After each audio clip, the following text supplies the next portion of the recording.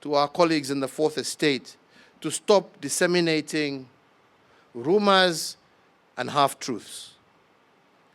We have met as a cabinet and we have made it very clear that the policy of my administration is that the first persons to be administered with this vaccine shall be our frontline health workers.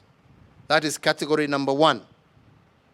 Those will be immediately followed by our category number 2, which will be our police forces, our security forces, who also, due to the nature of their work, are also equally frontline workers. All emergency service providers will be in that category.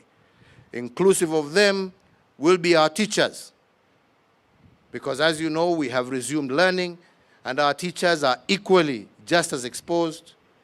As we also move to those who have comorbidities and those above the age of 58, as we move to the rest of the population. So I would really plead with you to stop any kind of insinuation that may create dissatisfaction amongst your people. This is a time for us to come together and ensure that we are able to provide this much needed service, this much needed vaccine to our people. And we will walk that journey with you.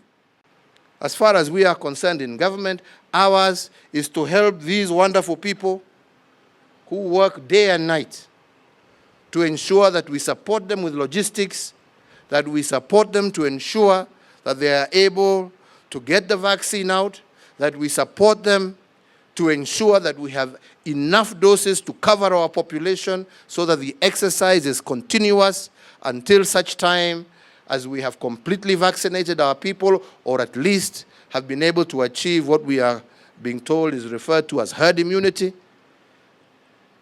But it will be their responsibility.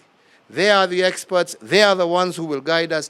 And if you have any questions outside of policy, which I have just detailed out to you of how this vaccine will be rolled out, that is policy. With regard to the execution and how it will be done, ask the professionals, ask the technicians, because it is in their hands. They are the ones who will be in a position to guide and to tell you how many doses have been distributed to what part of the country, how many people have been vaccinated, how many health workers have been vaccinated, how many policemen and security men have been vaccinated, firemen, all these frontline workers, how many teachers.